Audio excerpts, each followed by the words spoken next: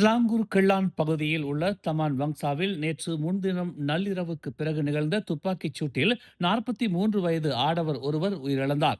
இச்சம்பவம் தொடர்பாக நள்ளிரவு 12:30 மணி அளவில் கிள்ளான் தெற்கு காவல் தலைமையகத்திற்கு தகவல் கிடைத்ததை அடுத்து காவல்துறை குழு உடனடியாக சம்பவ இடத்திற்கு அனுப்பப்பட்டதாக ஸ்லாங்கூர் காவல்துறை துணைத் தலைவர் டத்தோ சைனி அபு ஹசான் தெரிவித்தார். மோட்டார் சைக்கிளில் வந்த இரு நபர்கள் பாதிக்கப்பட்டவரை நோக்கி 2 முறை சுட்டுவிட்டு அங்கிருந்து தப்பிச் சென்றதாக அவர் கூறினார்.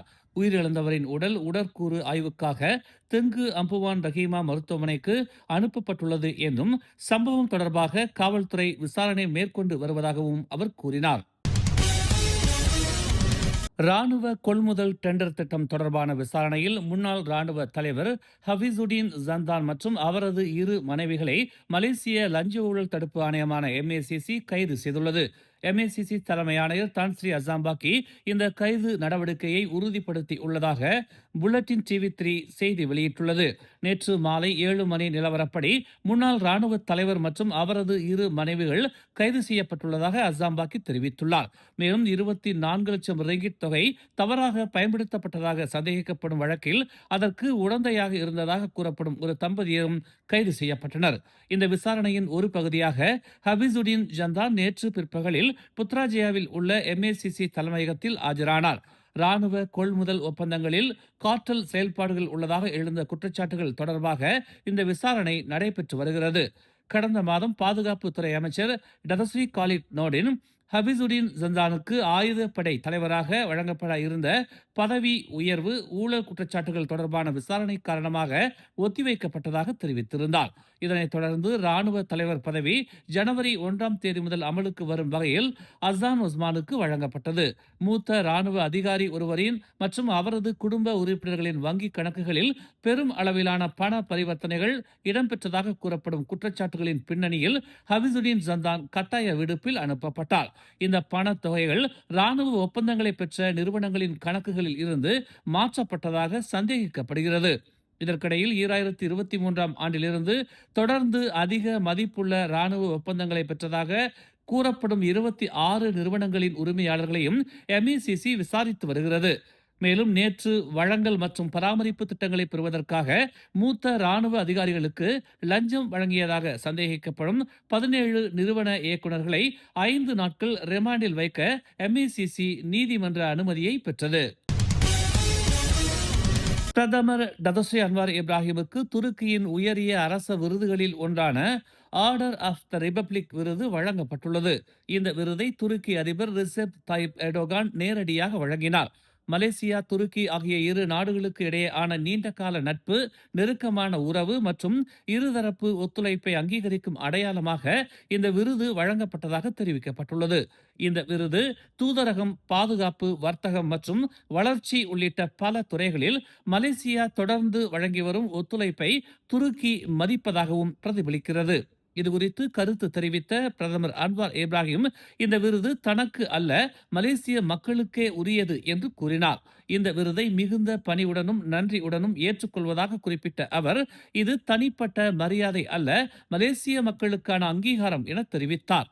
மேலும் இந்த விருது மலேசியா துருக்கி நட்புறவை மேலும் வலுப்படுத்தி இரு நாடுகளின் மக்களுக்கு நேரடி பயனளிக்கும் வகையில் ஒத்துழைப்பை விரிவுபடுத்தும் ஊக்கமாக அமையும் என்ற நம்பிக்கையையும் அவர் வெளியிட்டார். ராணுவம் தனது கடமைகளை செய்வதில் மிக உயர்ந்த நேர்மை மற்றும் நம்பிக்கை தரத்தை நிலைநிறுத்த வேண்டும் என்று மாட்சிமை தங்கிய மலேசிய மாமன்னர் சுல்தான் இப்ராஹிம் தெரிவித்துள்ளார். நேற்று இஸ்தானா புக்கிட் துங்குவில் நடைபெற்ற ஒரு கூட்டத்தில் சுல்தான் இப்ராஹிம் தேசிய ராணுவ தலைவர் ஜெனரல் டத்தோ அசான் முகமது ஒஸ்மானுக்கு இந்த செய்தியை வழங்கினார். சுத்தமான, வெளிப்படையான மற்றும் பொறுப்புணர்வுள்ள நிர்வாகத்தை ஊக்குவிப்பதில் ராணுவ தலைவர் முன் மாதிரியாக இருக்க வேண்டும் என்று அவர் அறிவுறுத்தினார். நாட்டின் இறையாண்மை மற்றும் பாதுகாப்பை பாதுகாக்கும் அதே வேளையில் ஊழல் நடைமுறைகளில் இருந்து விடுபட்ட ஒரு தொழில்முறை சக்தியாக ராணுவம் தொடர்ந்து பொதுமக்களின் மரியாதையையும் நம்பிக்கையையும் பெறும் என்றும் அவர் நம்பிக்கை தெரிவித்தார். முன்னர் பாதுகாப்பு அமைச்சில் இடைத்தரகர்கள் அல்லது முகவர்கள் பற்றிய பிரச்சனையை தாம் பலமுறை வலியுறுத்தி வந்துள்ளதாக தெரிவித்த அவர், அவர்கள் உள்ளே நுழையவே அனுமதிக்கப்படக்கூடாது என்று தெரிவித்தார். தீபகற்ப மலேசியாவில் குறிப்பாக கிராமப்புற மற்றும் தொலைதூர பகுதிகளில் தொழிலாளர்கள் மற்றும் முதலாளிகள் இருவருக்கும் நீதி கிடைப்பதை மேம்படுத்தும் நோக்கில் ஆகஸ்ட் மாதத்தில் நடமாடும் தொழிலாளர் நீதிமன்றங்கள் செயல்பட தொடங்கும் என்று மனிதவள அமைச்சர் டதஸ்ரீ ஆர் ரமணன் தெரிவித்துள்ளார். இந்த நடமாடும் பிரிவுகள் இந்த சமூகங்களுக்கு நேரடியாக நீதிமன்ற சேவைகளை வழங்கும் என்றும் நிலையான நீதிமன்ற இடங்களுக்கு அவர்கள் விலை உயர்ந்த மற்றும் நேரத்தை எடுத்துக்கொள்ளும் பயணத்தை மேற்கொள்ள வேண்டிய தேவையை இது நீக்கும் என்றும் அவர் கூறினார். இந்த திட்டத்தை தொடங்க அமைச்சு 50 லட்சம் ரிங்கிட்டை ஒதுக்கி உள்ளது. இது ஆரம்பத்தில் தீபகற்பத்தில் 3 நடமாடும் பிரிவுகளை நிறுத்தும் என்று அவர் சுட்டிக்காட்டினார். டிஜிட்டல் பதிவு முறை மூலம் தகராறு தீர்வுகளை நெறிப்படுத்த 2024 அறிமுகப்படுத்தப்பட்ட டிஜிட்டல் தொழிலாளர் நீதிமன்ற அமைப்பை விரிவுபடுத்தவும் அமைச்சு திட்டமிட்டுள்ளதாக ரமணன் கூறினார். இந்த ஆண்டு டிஜிட்டல் நீதிமன்றங்களின் எண்ணிக்கை 12 இருந்து 18 அலகுகளாக அதிகரிக்கும் என்றும் இதற்காக 18 லட்சம் ரெங்கிட் ஒதுக்கப்படும் என்றும் அவர் கூறினார். கடந்த 2014 ஆண்டு மே 30 தேதி ஈப்போ உயர்நீதிமன்றம் பிறப்பித்த ஒரு பிடியாணை தொடர்பான விசாரணைகளுக்கு உதவ ஒரு நபரை கண்டுபிடிக்க காவல்துறை பொதுமக்களின் உதவியை நாடுவதாக தெரிவித்துள்ளது.